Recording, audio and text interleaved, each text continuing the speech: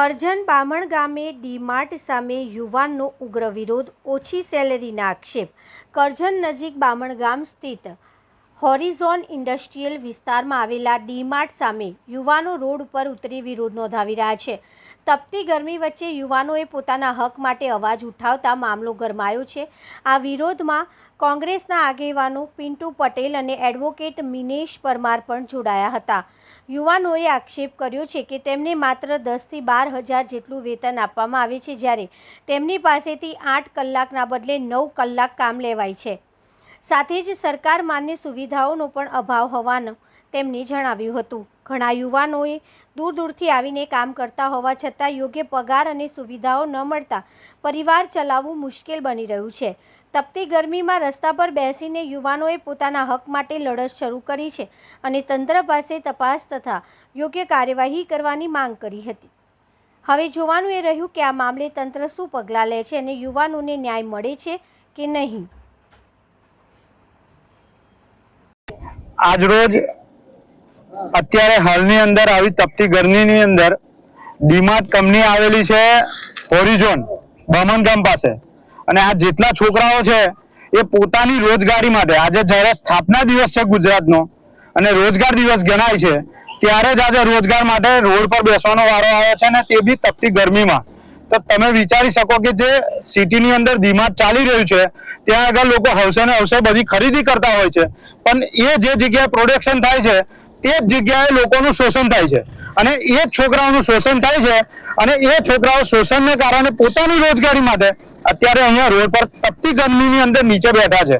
અને આજ દિન સુધી અને અત્યાર સુધી જે એમની પર વીતી છે એ પણ આ વીતી ખરેખર જાણવા જેવી છે, અને દરેક છોકરાઓને આ પરિસ્થિતિનો સામનો કરવો પડે છે। સિક્યુરિટી 12 કલાક જ્યારે નોકરી કરતો હોય છે ત્યારે એને 12,000 પગાર આપવામાં આવે છે। 8 કલાકનું કહીને એમને 9 કલાક કામ કરાવવામાં આવે છે ડીમાર્ટ કંપની દ્વારા, અને 8 કલાકનો રોજગાર આપવામાં આવે છે, તે પણ સરકાર માન્ય નહીં। સરકાર માન્ય જે રોજગાર છે એ મળતો નથી પૂરેપૂરો, એના માટે આજે આ છોકરાઓ બેઠા છે અને તપતી ગરમીની અંદર બેઠા છે। પોતાના અધિકાર માટે, હક માટે આજે લડવાના મૂળ સાથે બેઠા છે। કાલ ઉઠીને એવો પણ પ્રશ્ન આવી શકે છે કે આ લોકો જ્યારે માંગ ન સ્વીકારે તો પોતાની રોજગારીથી પણ હાથ ખોવાનો વારો આવે છે। તો આ એક સરકારે અને તંત્રએ જે અત્યારે હાલની તારીખે તંત્રએ જાગવાની જરૂર છે, અને આવી કંપનીઓ કરજણ તાલુકાની અંદર અનેક છે, ત્યાં આગળ રોજગારી મળતી નથી, ખાલી કાગળ પર આપવામાં આવે છે। આ છોકરાઓની એવી પણ માંગણી છે કે સેફટી શૂઝના નામે પૈસા કાપવામાં આવે છે, પણ સેફટી શૂઝના પૈસા રિટર્ન આપવામાં નથી આવતા। તેમજ 30 દિવસ કામ કરવા છતાં રોજગારીની સ્લીપ જે આપવી જોઈએ એમને, પગાર સ્લીપ, એ પગાર સ્લીપ પણ આપવામાં આવતી નથી। એટલે તમે વિચારી શકો કે જે નામ મોટું છે અને દર્શન ખોટા છે। ડીમાર્ટ આટલું મોટું નામ છે છતાં પણ એ કંપની દ્વારા આજ દિન સુધી આ છોકરાઓનું શોષણ કરવામાં આવ્યું। આજે જ્યારે બધા ભેગા થઈને બહાર બેઠા છે પોતાની વેદના સાથે અને પોતાની રોજગારી માટે, 50-50 કિલોમીટર દૂરથી અહીં રોજગારી લેવા માટે આવે છે, અને એ રોજગારી આપે છે કેટલી? 10-12 હજાર રૂપિયા।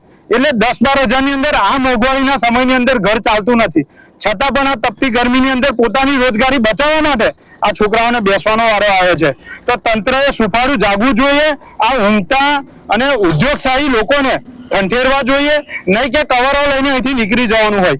એમને જે પણ એમની વેદના છે આવીને તપાસ કરવી જોઈએ અધિકારીએ, અને એમને જે પૂરતું વેતન છે એ મળવું જોઈએ।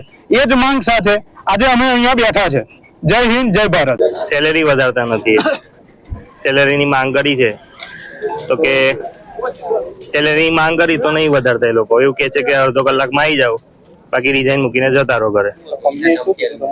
આવું જ કીધું, ધમકી આપી છે, સેલેરીની વાત કરી, સેલેરી ઓછી મળે છે। સેલેરીની વાત છે પર ડે 700 રૂપિયા કરી આપો। બામણ ગામ ઇન્ડસ્ટ્રીયલમાં ડીમાર્ટ કરીને ગોડાઉન છે, ત્યાં આગળ અમે બધા ભેગા થયા છે પગારના એના હિસાબથી। પગાર અમને મળતો નથી, 12 કલાક નોકરી કરાવે છે, ડબલ શિફ્ટ પણ કરાવે છે, અને 8 કલાકનો જ રોજ આપે છે। અમે બધા એટલા માટે ભેગા થયા કે 700 રૂપિયા અમને કરી આપે બસ, અને એ ધમકી આપીને એમ ગયા છે કે અડધો કલાકમાં તમે અંદર આવી જાઓ, બાકી તમે રિઝાઇન મૂકી દો। આ તો એમનો કોઈ જવાબ છે નથી। અમને અમારો ન્યાય મળવો જોઈએ બસ, બીજી કોઈ માંગ નથી, અમારો પગાર જ જોઈએ, સેલરી મળવી જોઈએ। શું નામ છે આપનું? કૃણાલ। 9 કલાકથી વધારે કામ કરવામાં આવે છે અને પગાર 8 કલાકનો આપવામાં આવે છે અને 9 ની ઉપર 12 કલાક બી કરે છે, ડબલ શિફ્ટ બી કરાવે છે અને પગાર 8 જ કલાકનો આપે છે.